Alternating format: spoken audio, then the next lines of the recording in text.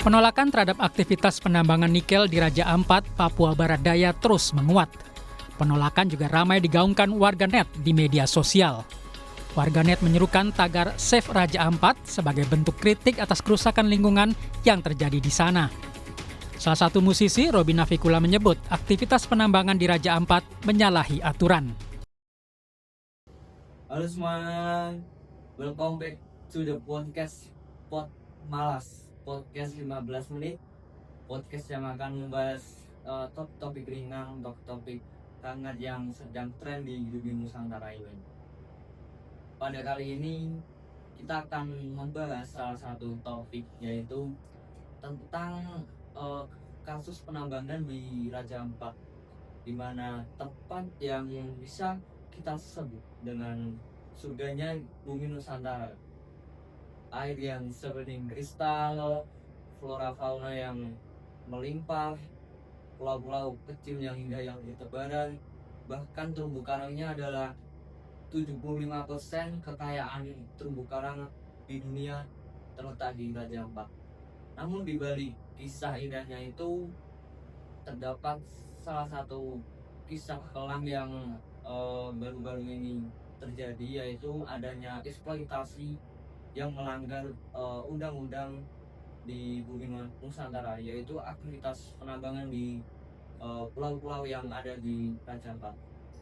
Baik, sebelum saya mulai, sebelumnya perkenalkan, saya Bagus Ariandono, mahasiswa program studi pendidikan di Sekolah Dasar semester 3, dan rekan saya Octavia Semarafika Trivanda. Saya Nana Prasasti.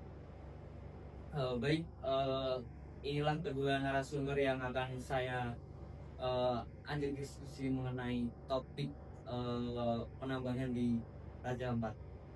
Mungkin bisa saya mulai melalui pertanyaan-pertanyaan tematik buat kita diskusikan bersama, kita kaji bersama. Pertama, kalau kita lihat kasus penambangan di Raja Ampat, sebenarnya apa sih yang bikin isu ini jadi begitu sensitif? Kenapa reaksi publik bisa sebesar itu mengenai boomingnya kasus ini? Kalau aku dari yang pribadi ya, kan di sini kita juga belajar soal ketahanan sumber daya kan.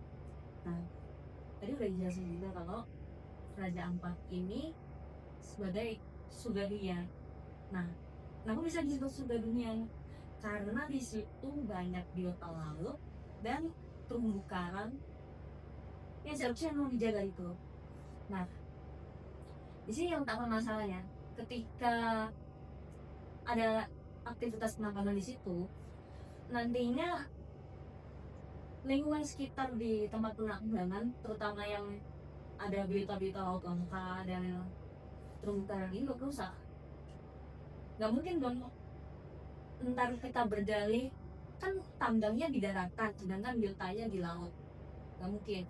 Nanti pasti bakal ada malpraktek, semacam malpraktek itu yang bakal terjadi dan rusak ekosistem laut.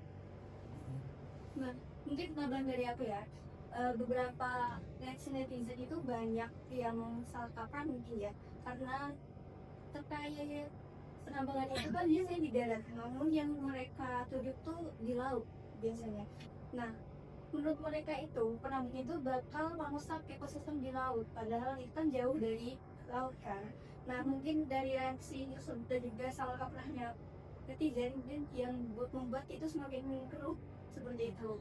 Apalagi literasi di Indonesia ini kan memang kurang, jadi itu kayak mereka tuh belum anjing terlebih dahulu apa yang terjadi di abang tersebut, tapi mereka tuh sudah langsung menyerang apa yang seharusnya bukan terjadi. Seperti itu sih. Kalau menurut saya sendiri, kenapa itu sangat sensitif dan memancing amarah warga Indonesia? Karena kita tahu sendiri Raja Ampat itu sangat terkenal di kancah dunia, entah keindahannya atau kekayaan alamnya. Namun entah kenapa tiba-tiba satu perusahaan penambang bisa dapat izin untuk mengelola, mengeksploitasi alam tersebut. Nah, itu yang pertanyaan sih sebenarnya. Kenapa bisa dapat izin? Nah, kalau menurutku itu karena adanya tumpang tindih antara perizinan penambangan di Nusantara sendiri. Antara apa? Antara yang pertama yaitu itu kan izin penambangan kan dari di bawah Menteri SDM kan. Sedangkan itu melanggar dari peraturan dari Kementerian Perairan dan Perikanan, yaitu di mana peraturannya bahwa pulau yang memiliki luas kurang dari 2000 meter persegi tidak boleh untuk dilakukan kegiatan eksploitasi. Nah, saya kira dia udah dapat izin dari Menteri SDM, melainkan dia melanggar dari peraturan Menteri Perairan dan Perikanan itu sendiri. Berarti yang terjadi itu miskomunikasi antara Antara dua kementerian. Mungkin menurutku itu karena peraturan yang tumpang tindih tersebut. Selanjutnya yaitu Raja Ampat kan terkenal punya ekosistem laut yang super kaya kan. Menurut kalian apa yang terjadi ketika ekosistem kayak ini terkena aktivitas berat seperti tambang, dan sejauh mana kerentanannya? Kalau dari aku sih, mungkin ini kan tadi yang udah diomongin sama Mas Bux ya. Kan Raja Ampat ini pulau yang kecil, mungkin gara-gara pertambangan itu kan bisa melebar sampai kemana-mana ke biota laut dan juga ekosistem laut yang lainnya. Nah, oleh karena itu tambang ini tuh bisa menjadi hal yang sangat merusak alam di Raja Ampat, karena Raja Ampat ini kan pulau yang kecil, sedangkan tambang itu biasanya dilakukan secara terus-menerus dan juga melebar kemana-mana, sehingga itu membuat ekosistem di dalamnya itu semakin memburuk seperti itu. Kalau menurut saya sih setuju sama pernyataan yang tadi pernyataan saya sebelumnya. Aktivitas penambangan di Raja Ampat tadi kan melibatkan ekosistem laut juga. Nah itu bikin mungkin ada kemungkinan bakal terjadi kerusakan di terumbu karang dan punahnya beberapa biota laut.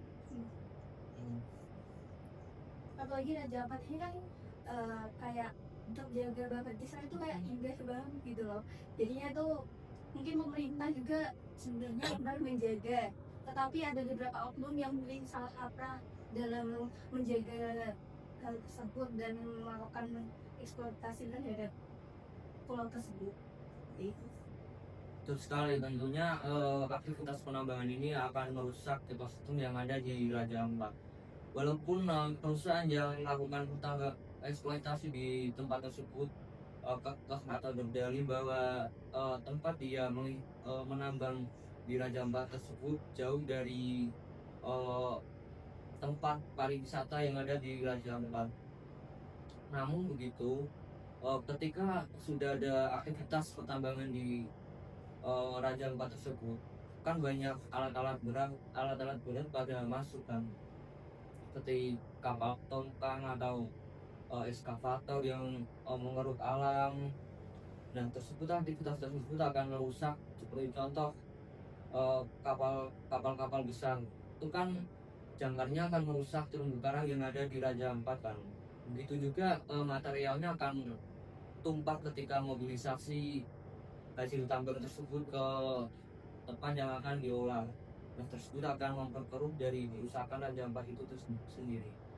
Terus semisal nanti setelah sumber daya itu udah habis itu, mereka berdalih dengan reboisasi dan kita konservasi lainnya, itu nggak mungkin kegiatan reboisasi itu bakal terrealisasi secara penuh dalam waktu yang singkat, 1 tahun 2 tahun, mungkin malah butuh waktu 2 tahun gitu. Nah itu yang disayangkan sebenarnya. Iya sih, soalnya juga kalau reboisasi seluas itu terus tuh memberikan apa ya, seperti dana ini besar mungkin dari pemerintah gitu, sedangkan kita itu masih mungkin bukan krisis ekonomi tapi mungkin masih sulit dalam ekonomi. Kita kan juga berkembang gitu. Iya. Kalaupun reboisasi itu terlaksana, itu pun kalau berhasil gak akan 100% kembali seperti awalnya. Iya. Kalaupun terjadi itu bakal ngabisin waktu bahkan ratusan tahun sih. Baik, lanjut ke segmen selanjutnya. Kita tahu kan Indonesia punya anugerah alam luar biasa. Menurut kalian nih, sejauh apa faktor alam yang di Indonesia seperti letak geografis, pulau kecil dan kekayaan mineral mempengaruhi munculnya konflik antara konservasi dan eksploitasi? Iya sih, masih bukan sama pernyataan tadi ya tentang kegiatan registrasi konservasi, sedangkan kegiatan sebelumnya itu yang dilakukan adalah kegiatan eksploitasi. Nah, dari awal kegiatan eksploitasi ini aja udah timbul konflik, bikin perang tuh di beberapa media sosial kan, Instagram, TikTok. Ya, pokoknya kemarin tuh rame banget sih, jujur takut. Nah, yang terjadi itu pastinya bakal berkelanjutan sampai nggak tahu ya sampai kapan, tapi gimana ya,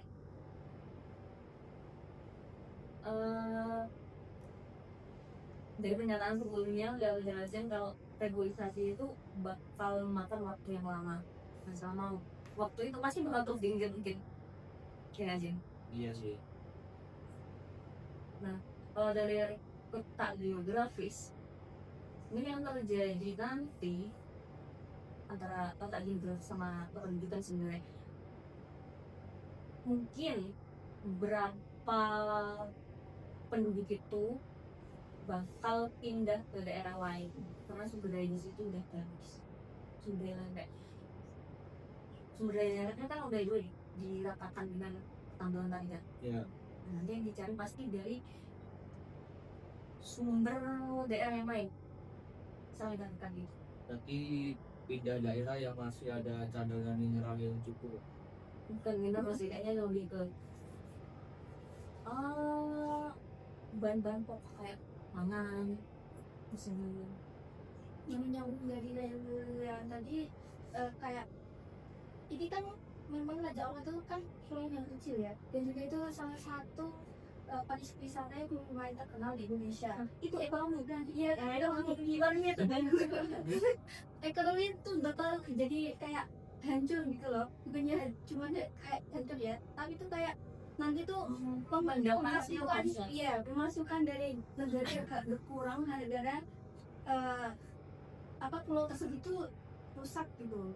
Sudah tidak tertarik bagi wisatawan Nanti juga semisal kita ibaratnya pengen pamer lah, jadi orang Indonesia punya kekayaan di sini banyak, atau sebenarnya salah satu kekayaan negara kita itu rusak, nggak ada yang jadi nanti. Iya, tapi jadi negara lain juga malah meremehkan negara kita gara-gara dalam proses tersebut kita malah bukan menjaga yang apa yang menjadi kebanggaan kita, malah merusak gitu.